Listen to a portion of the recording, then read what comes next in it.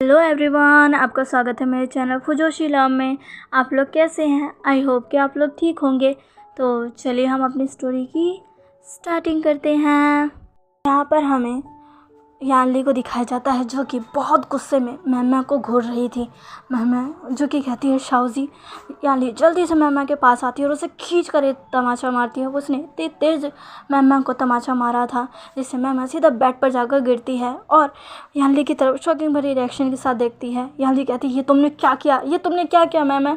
मैंने तुम्हें यहाँ भेजा था क्योंकि मुझे लगा था कि तुम अपने और विंग के रिश्ते को सुधारना चाहती हो और तुम आगे बढ़ चुकी हो, पर नहीं, तुम अभी भी वही हो और तुम बिल्कुल नहीं बढ़ रही। तुम इतना गिर सकती थी, इस हद तक जा सकती थी मैम। मैंने कभी सोचा नहीं था, कभी नहीं सोचा था। मैं कहती तो मैं क्या करती शाओजी। मैं विंग से इतना प्यार करती थी और वो मुझ पर ध्यान ही नहीं देता था। मुझे लगा कि मैं मेहनत करूँगी, उसे एहसास दिलाऊंगी अपने प्यार का और फिर मैं उसे पालूंगी। एक ना एक दिन तो वो मुझे समझेगा, पर नहीं, वो बांग जी बीच में आ गया। तभी यानली कहती है वो बीच में नहीं आया, तुम बीच में आई हो। वो तो कब से था, पर तुम बीच में आई थी। मुझे नहीं पता था वो ज़िंदा है, पर जब मुझे पता चला मैंने तुम्हें कहा था कि तुम अब विंग को छोड़ दो, पर नहीं, तुमने मेरी बात नहीं मानी। और तुम क्या कर रही थी आज, क्या कर रही थी? मैं कहती है शाओजी। तभी यानली कहती है मुझे तुमसे ये उम्मीद नहीं थी। अब तुम यहाँ पर एक मिनट भी नहीं रहोगी, जाओ यहाँ से, जाओ। तुमने जो किया है उसके बाद पता नहीं मेरे भाई की ज़िंदगी में अब क्या होगा।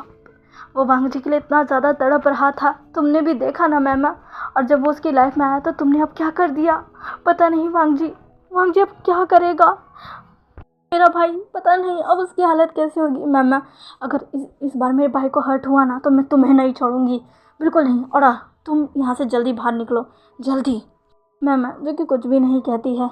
यानी मैमा का हाथ पकड़ती है और उसे खींचकर बाहर लेकर आती है, जहाँ पर उसे वांग जी की आवाज़ सुनाई देती है, जहाँ पर वांग जी बस मौन किए जा रहा था।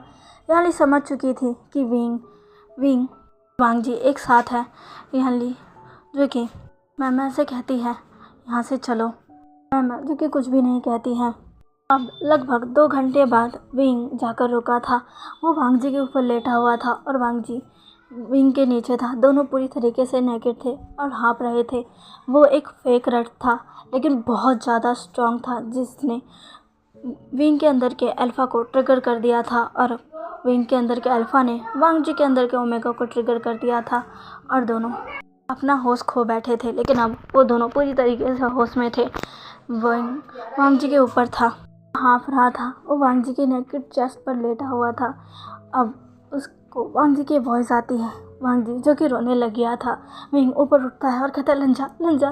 वांग जी कहता है दूर रहो मुझसे, दूर रहो, छोड़ो मुझे, छोड़ो। तुम धोखेबाज हो, तुमने फिर मुझे धोखा दिया, फिर से मुझे हर्ट किया। मुझे तुमसे ये उम्मीद नहीं थी। मेरे एब्सेंस में तुम ये सब करते हो। विंग कहता है नहीं लंजा, मैं ऐसा कुछ नहीं करता लंजा। वो जो तुमने देखा वो सब झूठ था लंजा। वो सब मैंने नहीं किया था, वो मैंने किया था। तभी वांग जी कहता है क्या किया था उसने, हाँ क्या किया था? विंग उसे सारी बातें बताता है और कहता है मैंने कुछ नहीं किया लंजा, मुझे तो बिल्कुल नहीं पता था। मुझे तो लगा था कि वो हमारी दोस्ती को बचाने आई है, हमारे रिश्ते को ठीक करने आई है, पर मुझे बिल्कुल नहीं पता था कि इसके मन में कुछ ऐसा है। अगर मुझे थोड़ा सा भी भनक होती तो मैं उसे यहाँ नहीं रखता लंजा। मुझे माफ़ कर दो, मैं ऐसी गलती नहीं करूँगा। बस तुम मुझे छोड़कर मत जाना लंजा, प्लीज़ मैं तुम्हारे बगैर नहीं रह पाऊँगा। ऐसे कहकर विंग वांग जी को पकड़कर ज़ोर से रोने लग गया था। वांग जी वो भी रो रहा था, पर जब उसने विंग को देखा तो उसने विंग को हक कर लिया और कहा कि तुम सच कह रहे हो ना? विंग कहता है हाँ, अगर तुम्हें मुझ पर विश्वास नहीं हो रहा तुम जेजे से पूछ लेना, तुम मैं से पूछना, मुझसे पूछना, उसी ने ये सब किया था। वांग जी जब ये सुनता है तो कहता है मुझे उस लड़की पसंद नहीं। विंग कहता है हाँ मुझे भी नहीं। वांग जी कहता है विंग कहता है हाँ लंजा। वांग जी कहता है चलो शादी कर लेते हैं। विंग उठकर वांग जी की तरफ देखता है। वांग जी विंग को देखता है तो कहता है हाँ विंग, चलो जल्दी शादी कर लेते हैं।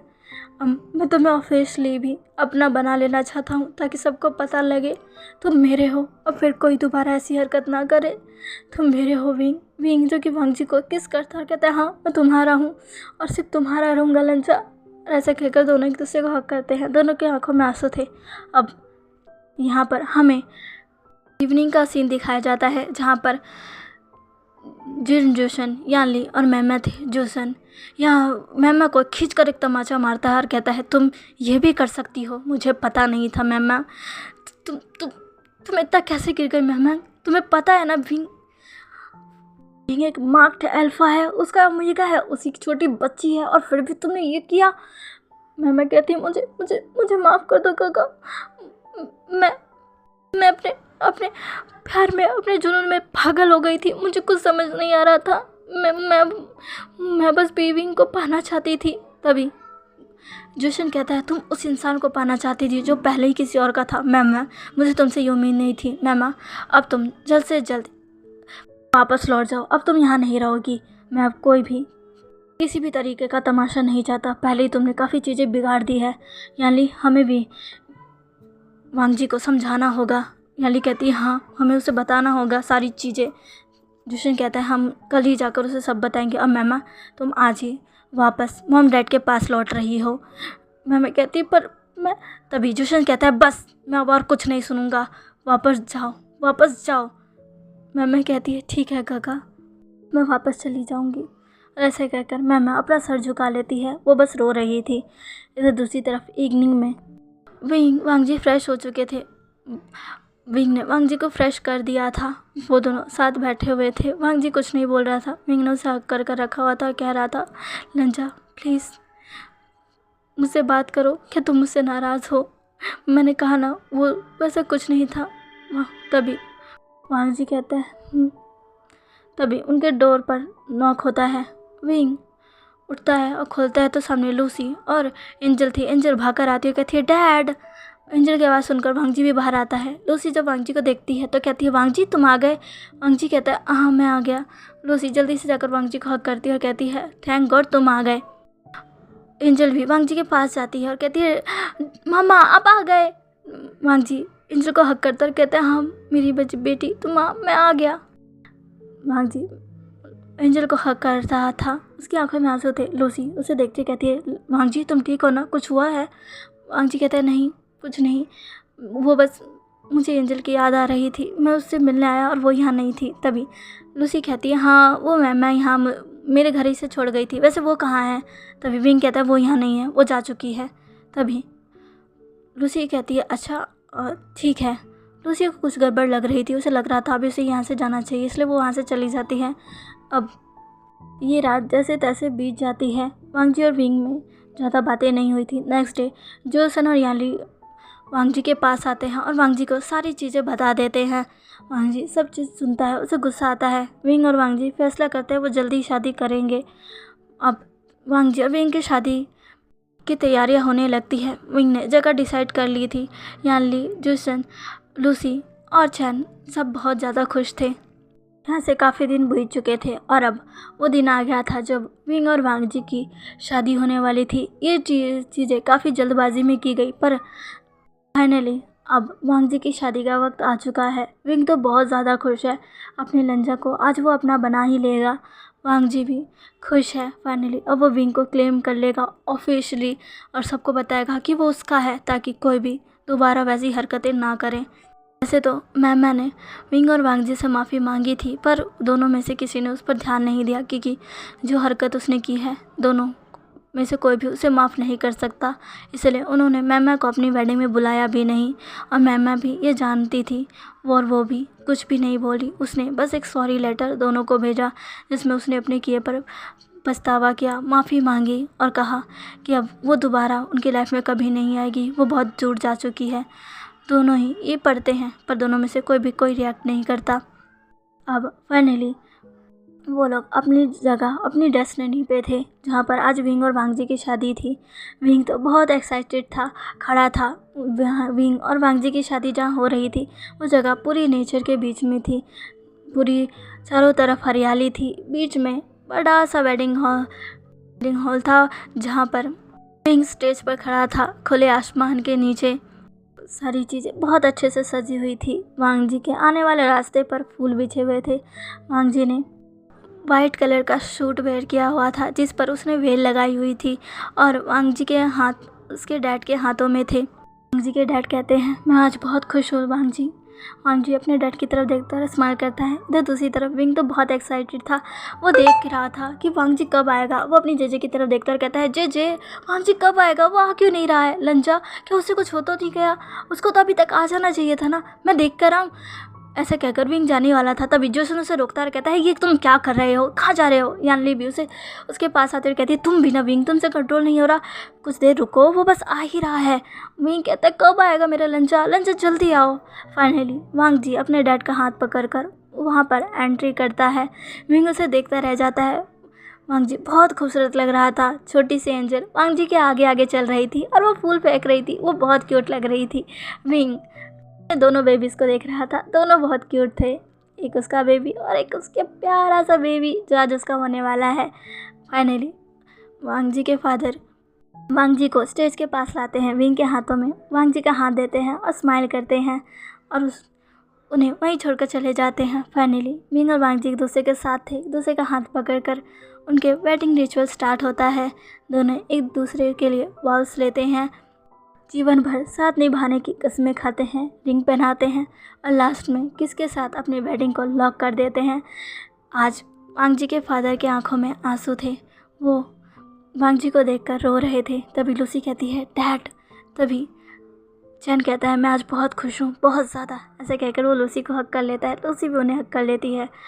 तभी पीछे से आवाज़ आती है और कहती है, मैं भी बहुत खुश हूँ चैन, हमारे वांग जी को ऐसे देखकर। चैन पीछे देखता है तो वो और कोई नहीं बल्कि वांग जी के अंकल लैन कुरैन थे। लैन कुरैन को इतने सालों बाद यहाँ देखकर वांग जी के फादर अपनी जगह पर फ्रीज हो जाते हैं और कहते हैं, कुरैन। तभी कुरैन कहता है, मैं बहुत खुश हूँ तुम्हें ज़िंदा देखकर।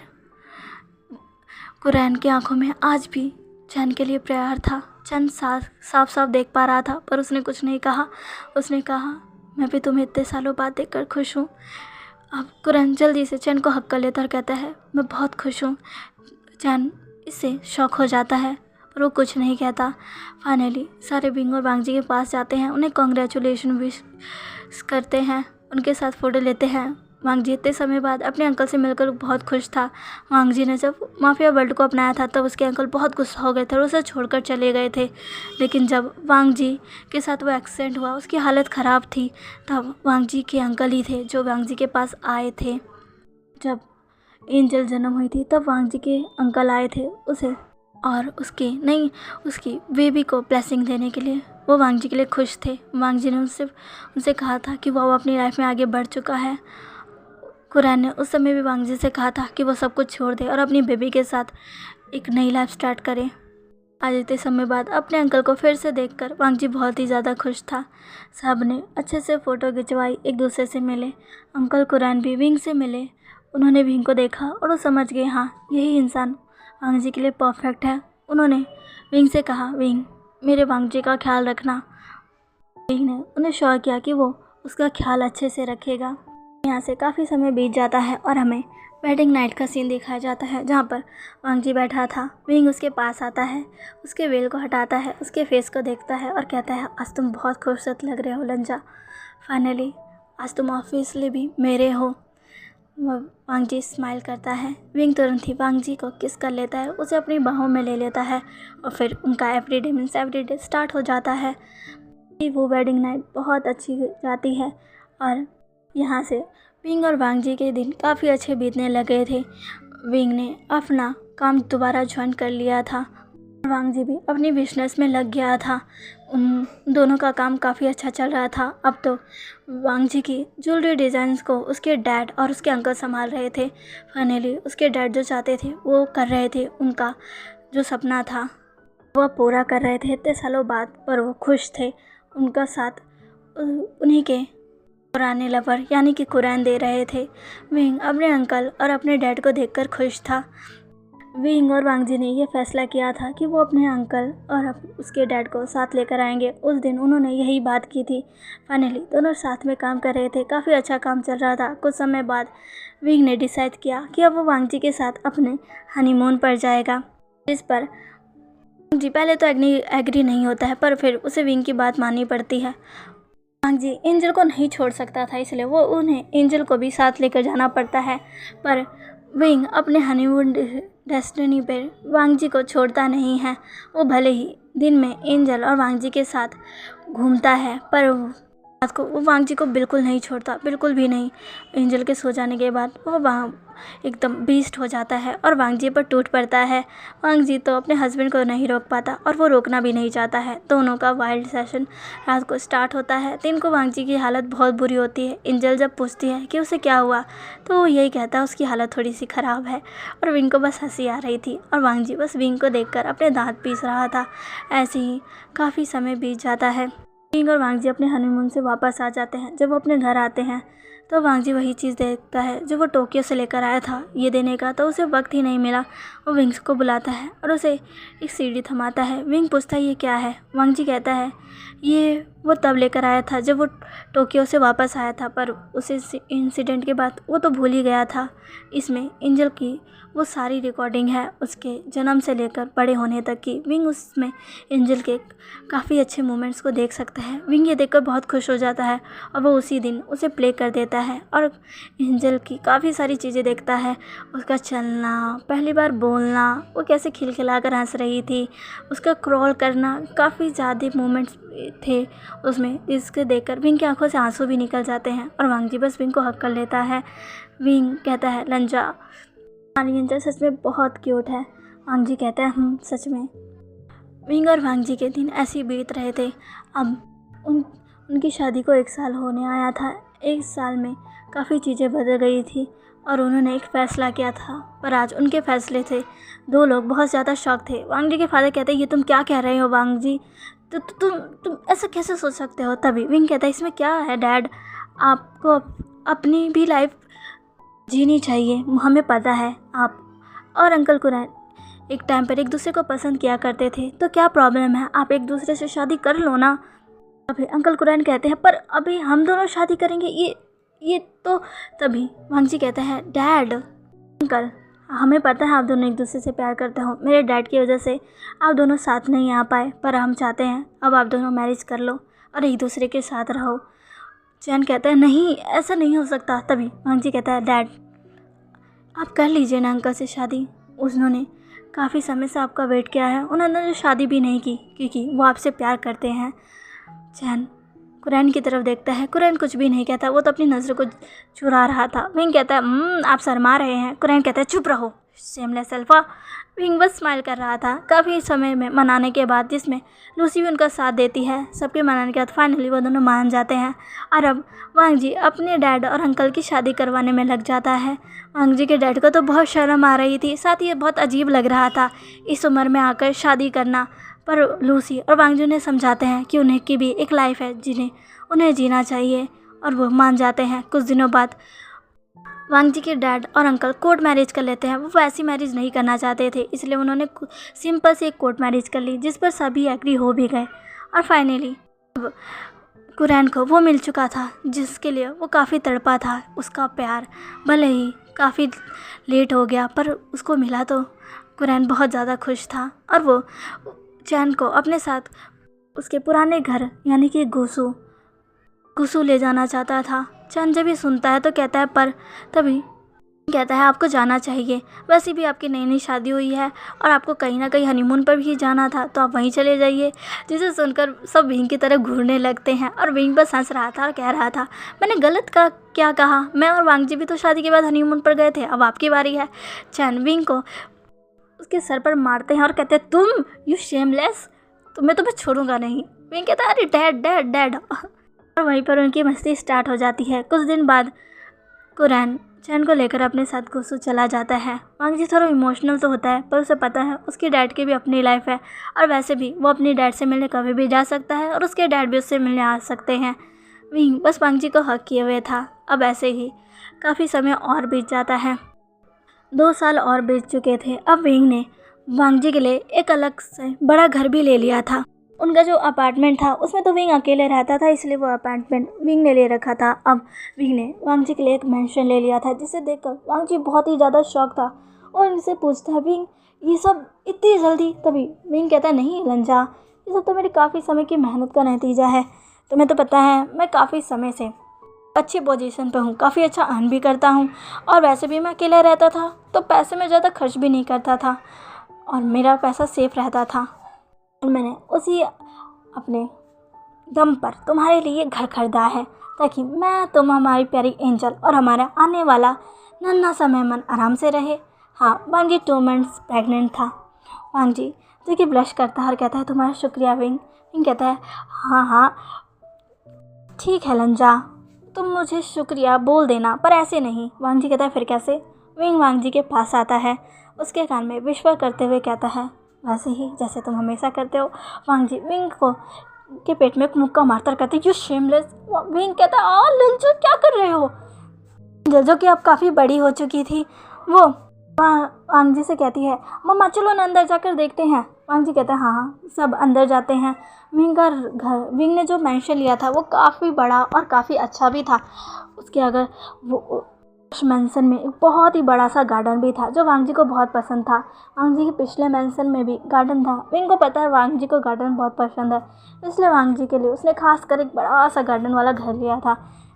विंग कहता है, कैसा है लंजा? वांग जी कहता है, सच में विंग बहुत खूबसूरत है। विंग वांग जी को पीछे से हक करता कहता है, मुझे पता था तुम्हें पसंद आएगा, अब मेरा इनाम दो। वांग जी कहता है, हाँ। पर विंग वांग जी सब कुछ नहीं बोलता, सीधा वांग जी को किस करने लगता है और बहुत ज़्यादा पैशनेट होकर, और वो धीरे धीरे वांग जी के नेक में आ रहा था, नेक में आ जाता है, उसे किस करने लग जाता है। वो वांग जी की शर्ट के बटन खोलकर आगे बढ़ने वाला था, तभी उन्हें एंजल की आवाज़ आती है और वांग जी तुरंत ही विंग को फिर से धक्का देकर दूर करता है, जिससे विंग फिर से गिर जाता है, उसके कमर में चोट लग जाती है और एंजल कहती है, डैड आप गिर कैसे गए? तभी विंग कहता है, एक बिल्ली आ गई थी, उसने मुझे धक्का दिया और मैं गिर गया। एंजल कहती है, बिल्ली ने आपको धक्का दिया? हाँ। वांग जी विंग की तरफ घूर कर देखकर कहता है, क्या बिल्ली? विंग कहता है, हाँ बिल्ली। वांग जी जो कि विंग को देखकर मुंह बना रहा था और विंग वांग जी को घूर रहा था।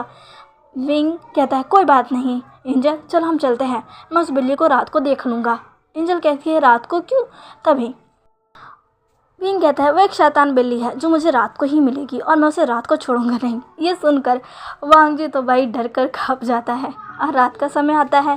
एंजल अपने रूम में चली जाती है, एंजल के लिए अलग से रूम है और इधर वांग जी जो कि विंग से कहता है, विंग विंग विंग मेरी बात सुनो। विंग कहता है, लंजा तुम्हारी हिम्मत कैसी, तुमने मुझे फिर धक्का दिया ना? वांग जी कहता है, वो एंजल आ गई थी। तभी विंग कहता है, हाँ हाँ एंजल आ गई थी और अब वो एंजल नहीं आएगी, तो चलो अब मेरा इनाम दो। वांग जी कहता है, विंग मैं प्रेग्नेंट हूँ। तभी विंग कहता है, मैंने डॉक्टर से बात कर लिया लंजा, और फिक्र मत करो मैं जेंटल रहूँगा। वांग जी कहते हैं, तुम नहीं सुधरोगे विंग। विंग कहता है, हाँ लंजा मैं नहीं सुधरूँगा। ऐसे कहकर वो वांग जी के पास आ जाता है और सीधा वांग जी को लेकर बेड में चला जाता है और फिर से उनका एक रोमांटिक सा सेशन स्टार्ट हो जाता है। दोनों ये दिन काफ़ी अच्छे बीतते हैं। वांग जी की प्रेगनेंसी भी काफ़ी अच्छी बीत रही थी।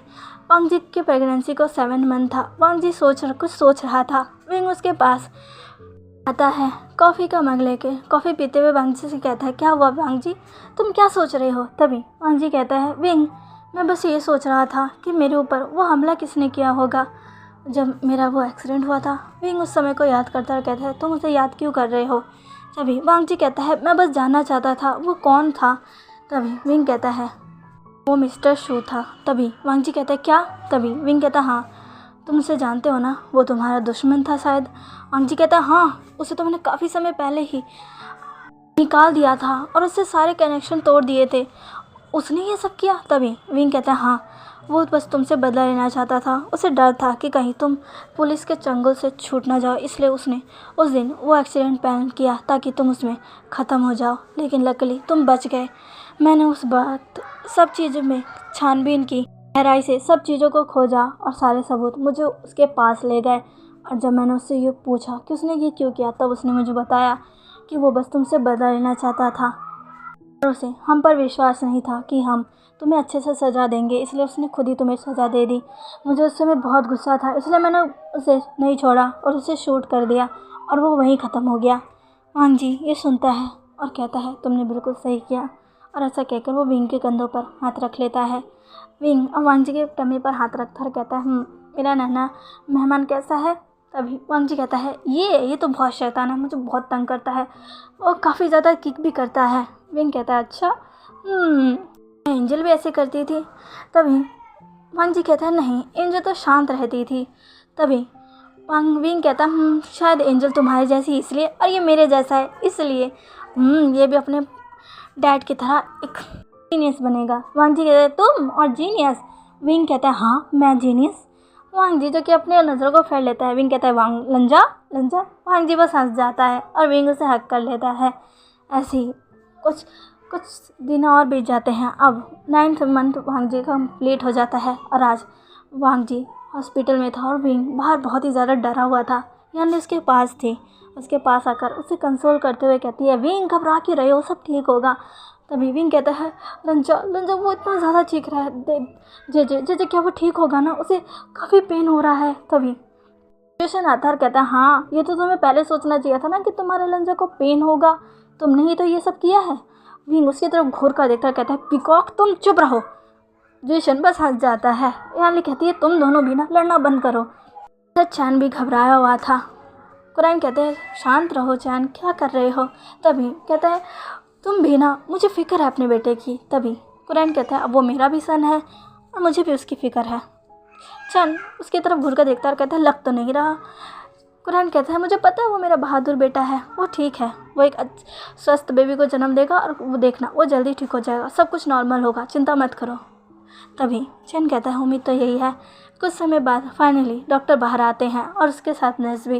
डॉक्टर सबको बताते हैं डरने की कोई बात नहीं है और अब दोनों माँ और बच्चा दोनों ठीक है। कुछ समय बाद नर्स भी बच्चे को लेकर बाहर आती है। वांग जी ने एक अल्फ़ा बॉय को जन्म दिया था। विंग उसे देखकर बहुत ही ज़्यादा खुश था। कुछ समय बाद वांग जी को दूसरे रूम में शिफ्ट कर दिया जाता है। विंग उसके पास था, वांग जी के बगल में उसका बेबी था। वांग जी को फाइनली होश आता है और विंग को देखकर पूछता है विंग बेबी। तभी विंग कहता है तुम्हारे बगल में देखो। वांग जी देखता है और उसके सामने उसका प्यारा सा बेबी था। वांग जी उसे गोद में लेता है और कहता है ये तो तुम्हारी तरह है। तभी विंग कहता है नहीं ये अब ज़्यादा तुम्हारी तरह है। तभी वांग जी कहता है नहीं इसके लिप्स देखो, इसके लिप्स भी तुम्हारी तरह ही है। विंग कहता है हाँ पर इसका देखो फेस तुम्हारी तरह है। तभी वांग जी कहता है दोनों ही अपने बेबी को देख रहे थे। तभी सारे अंदर आते हैं और कहते हैं हमें भी देखना है। वो कोई और नहीं बल्कि लूसी, जियानयाली, जोशन, चैन, कुरैन, यहाँ तक कि एंजल, सैम और जिनलिंग भी थे। जिनलिंग कहता है पहले मैं लूँगा। एंजल कहती है नहीं वो मेरा भाई है, पहले मैं लूँगा। सैम कहता है नहीं मैं तुमसे बड़ा हूँ ना एंजल, मैं लूँगा। तभी जिनलिंग कहता है फिर तो मैं तुम दोनों से बड़ा हूँ, मुझे लेना चाहिए। तभी लूसी तीनों के बीच में आकर कहती है मैं तुम तीनों से बड़ी हूँ, मैं लूँगी। और उन सबको देखकर सारे हंस जाते हैं। सारे एक एक करके बेबी को देखते हैं। बेबी बहुत क्यूट था। अब विंग और वांग जी अपनी लाइफ में बहुत खुश थे। उनकी हाथों में उनका बेबी था और विंग वांग जी को देख रहा था। विंग ने वांग जी के फोरहेड पे किस किया और कहा तुम्हारा शुक्रिया लंजा, और मैं तुमसे बहुत प्यार करता हूँ। वांग जी कहता है मैं भी विंग। ऐसा कहकर दोनों अपना फोरहेड टच कर लेते हैं और आज की कहानी यही ख़त्म होती है। तो फाइनली ये स्टोरी एंड हो चुकी है। मैंने आज कई स्टोरी को ज़्यादा डीपली एक्सप्लेन नहीं करा, मैंने इसे जल्दी से एक्सप्लेन करके ख़त्म कर दिया। कुछ चीज़ें मिसिंग रह गई होगी, मुझे माफ़ कर दीजिए। पर इस काफ़ी ज़्यादा लंबी स्टोरी वैसे भी हो गई थी। प्लीज़ मुझे बताइएगा कि ये स्टोरी आपको कैसी लगी। ये स्टोरी की पूरी जर्नी प्लीज़ जो भी इस स्टोरी के पहले से लास्ट तक बने रहें, मुझे बताइएगा कैसी लगी ये आपको स्टोरी। इसका लास्ट पार्ट आपको कैसा लगा, फेवरेट पार्ट कमेंट में ज़रूर बताइएगा। और प्लीज़ मेरी स्टोरी को लाइक, सब्सक्राइब एंड शेयर कर दीजिएगा। मिलते हैं इसके नेक्स्ट पार्ट में। बाय।